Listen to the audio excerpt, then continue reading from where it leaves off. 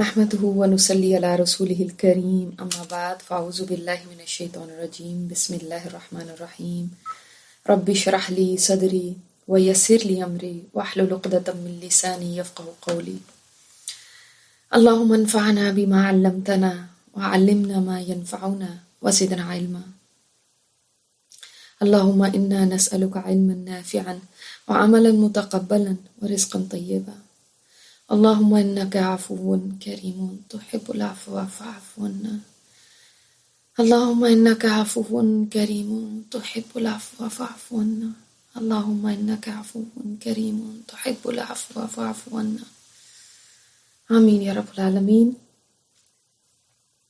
ہم نے جو اپنی سیریز شروع کی ہوئی ہے، آج ہم اس کا انشاءاللہ تعالی دوسرا پروگرام کر رہے ہیں، اور اس سیریز کو شروع کرنے کا مقصد آپ کو ہرگز ڈرانا نہیں ہے، بلکہ اس کا مقصد یہ ہے کہ ہم اس ان سین ورلڈ، اندیکھی دنیا کو آج اپنے تخیل سے دیکھ سکیں اور وہ چیزیں فکس کر سکیں آج جو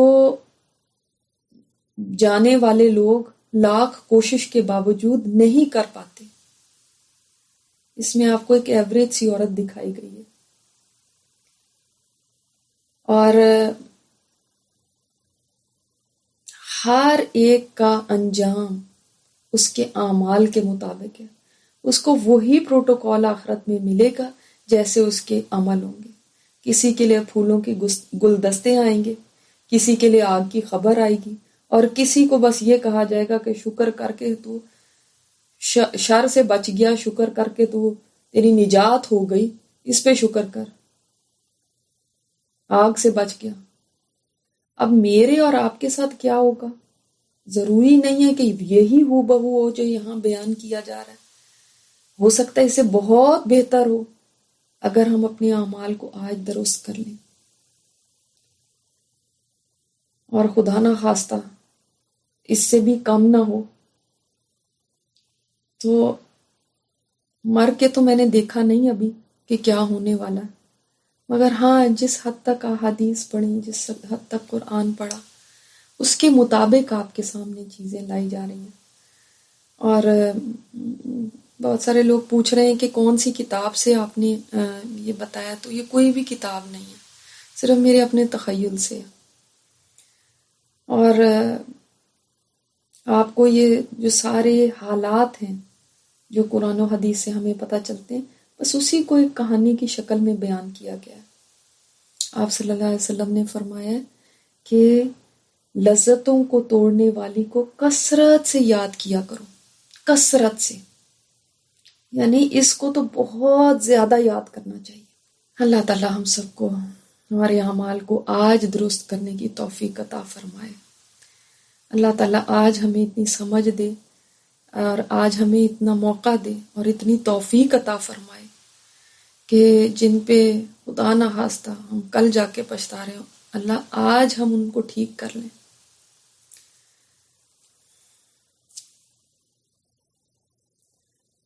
آج کا دیکھتے ہیں نیکسٹ ایپیسوڈ۔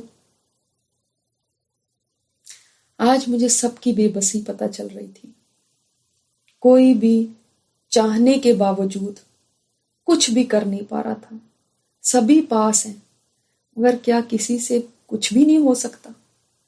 اس دنیا کے میں سب سے ترقی یافتہ ہسپتال میں، سب سے ایڈوانس ہسپتال میں، اور سب سے بڑے ملک کے ہسپتال میں مر رہی ہوں، اتنے بڑے بڑے ڈاکٹروں کے ہوتے ہوئے کیا میں مر جاؤں گی؟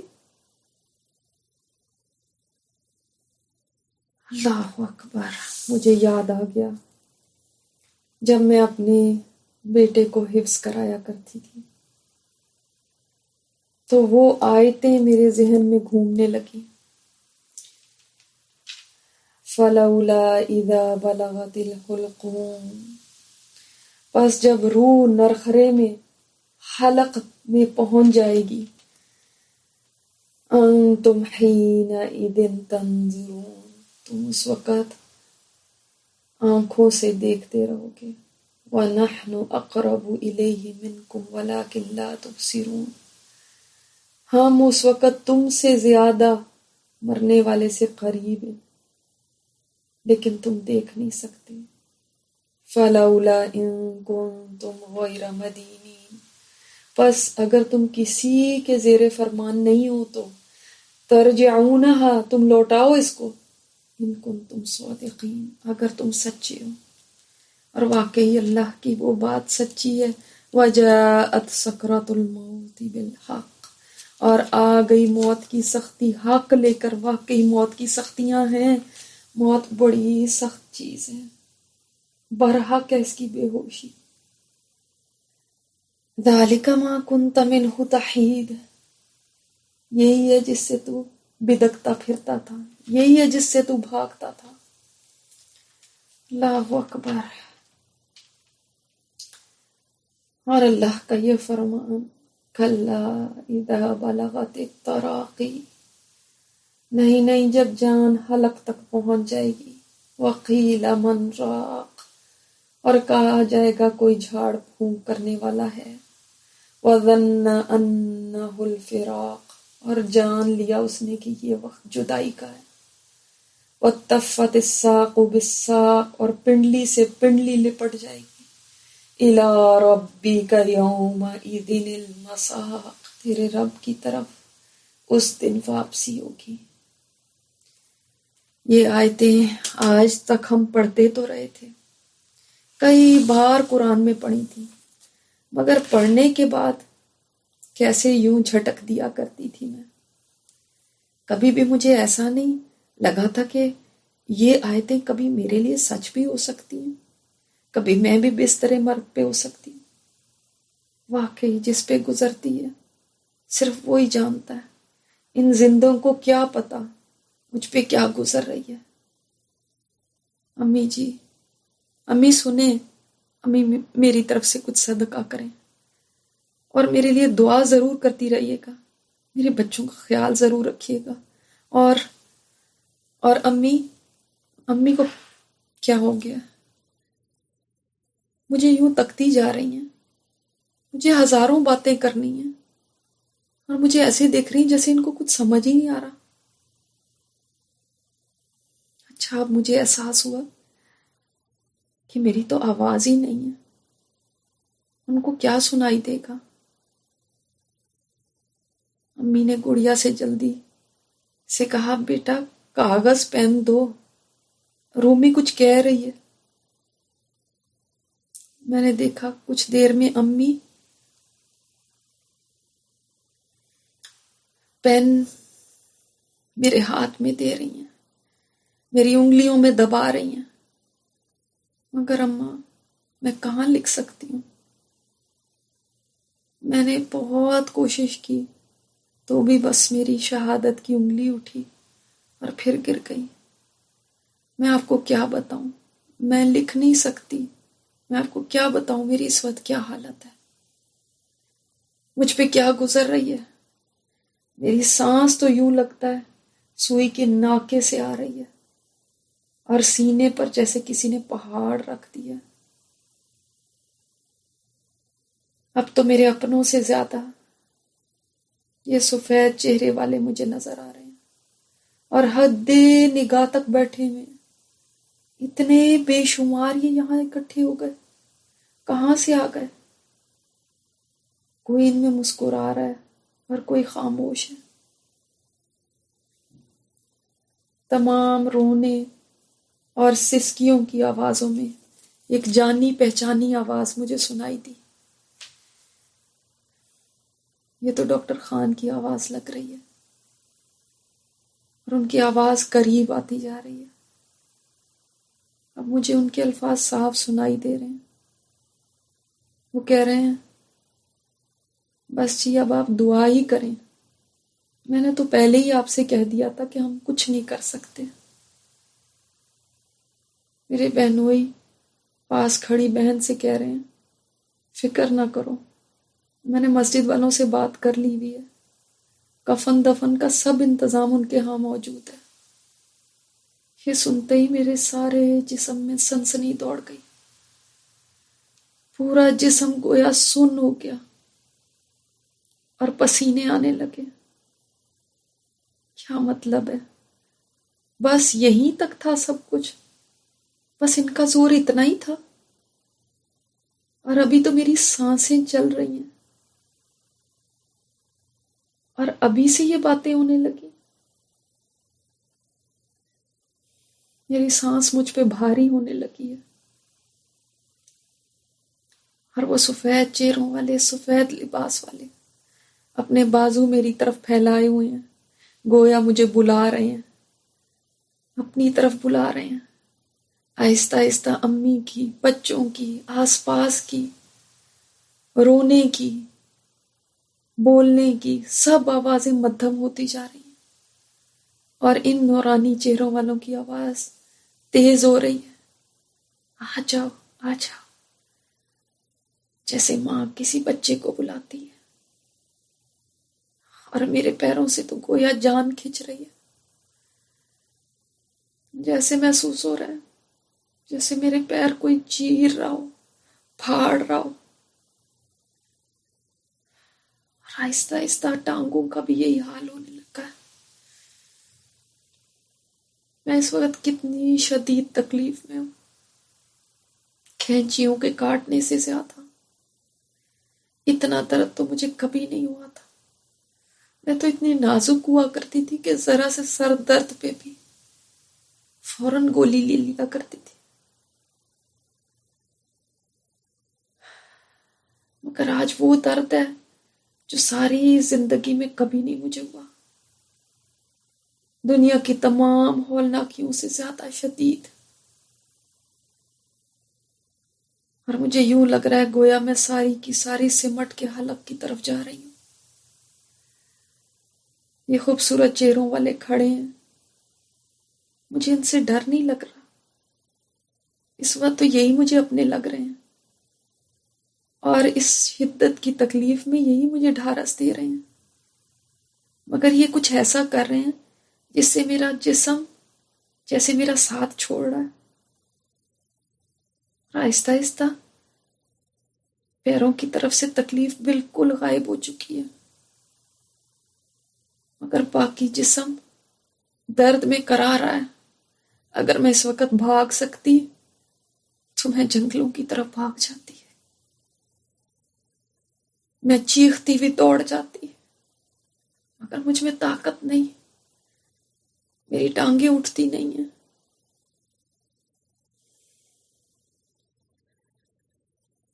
یہ نہ جانے کیا کر رہے ہیں کہ آہستہ آہستہ میری تکلیف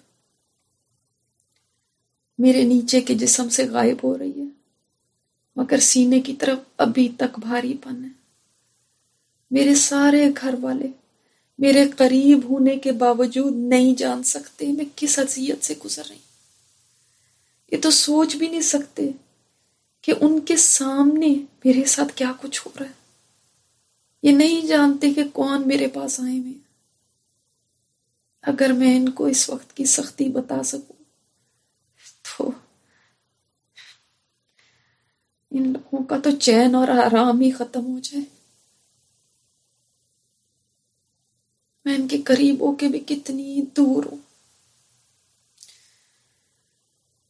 اور ایسے لگ رہا ہے میرا جسم میرا ساتھ چھوڑ رہا ہے۔ اے بے وفا، اب تو بھی چھوڑ گیا اور میرے حلق میں آ کے کچھ اٹک گیا، کچھ پھنس گیا ہے میرے حلق میں۔ پھر ان اجنبیوں میں سے ایک آگے بڑھا ہے اور جھپٹ کے گویا مجھے اپنے ہاتھوں میں لے لیا، اور میں بالکل ہلکی پھلکی ہو گئی، گویا میرا کوئی بوجھ نہیں، کوئی تکلیف نہیں، ارے سب تکلیف ختم ہو گئی، اور مجھے پکڑ کے اس نے کسی کو دے دیا جس نے کفن میں مجھے لپیٹ لیا۔ یہ کیا، میں تو بستر پہ لیٹی ہوئی ہوں اور میں یہاں پہ بھی ہوں۔ اچھا وہ میرا جسم ہے جو پیچھے رہ گیا، اور اب میں یہ ہوں۔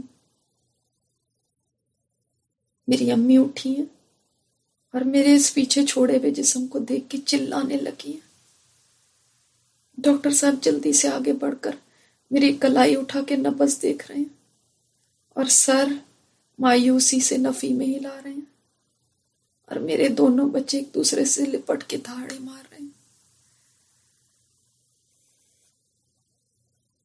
और मैं इस वक्त इन प्यारे लोगों के हाथे में हूं जो जल्दी जल्दी मुझे लपेट रहे हैं, एक दूसरे को दे रहे हैं। क्या बस यही जिंदगी थी? क्या बस यही था सब कुछ?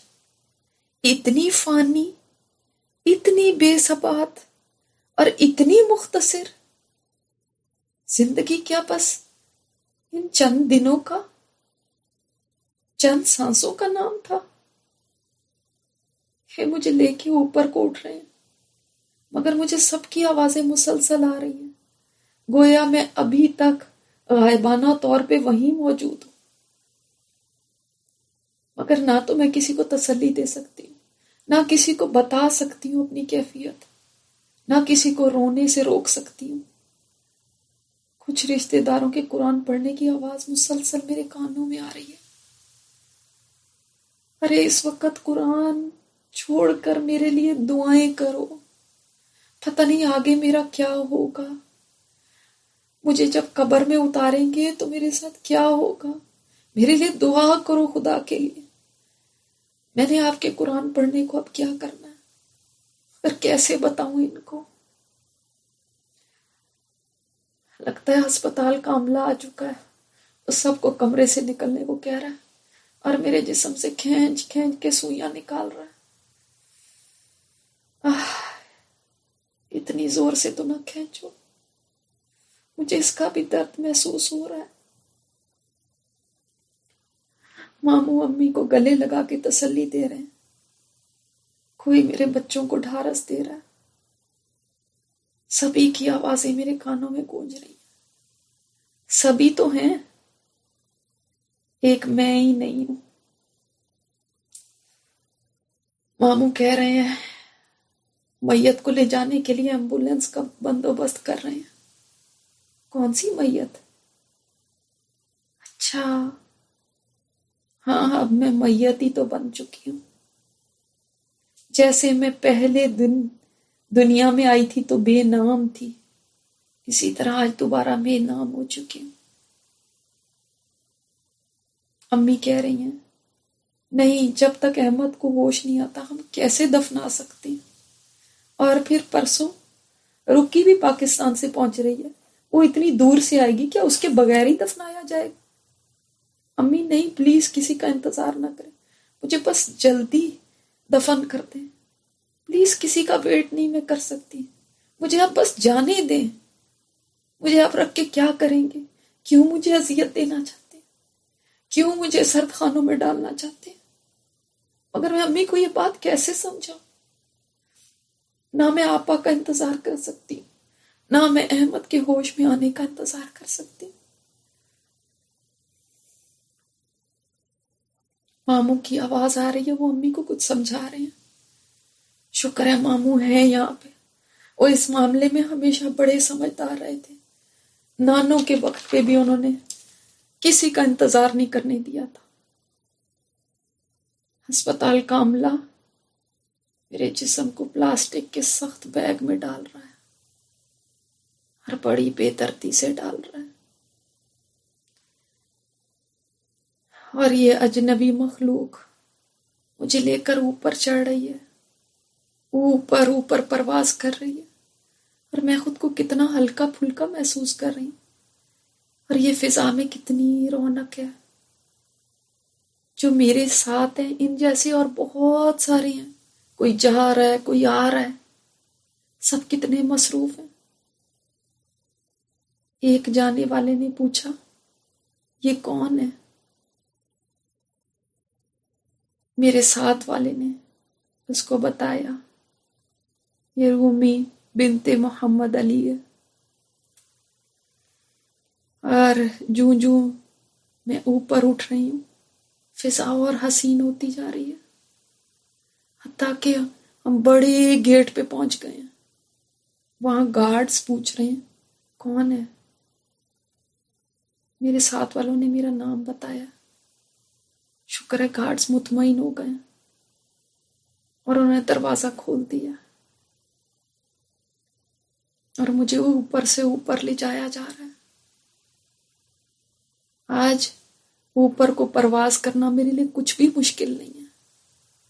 شاید وہ میرا جسم تھا جس کی وجہ سے میں اوپر نہیں جا سکتی تھی، جسم تو وہیں رہ گیا، اب یہ میں ہوں۔ یہ میرے سامنے کون کھڑے ہیں؟ ابو؟ میری تو جیسے چیخ ہی نکل گئی، ابو آپ یہاں، نانو آپ یہاں، تایا جان، دادی جان۔ ابو پیار سے بولے بیٹا ہم تمہارا ہی انتظار کر رہے تھے، کیسی ہو تم؟ ابو میں تو ٹھیک ہوں، اور سناؤ باقی سب کیسے ہیں؟ تمہاری امی کیسی ہیں؟ ابو وہ سب ٹھیک ہے۔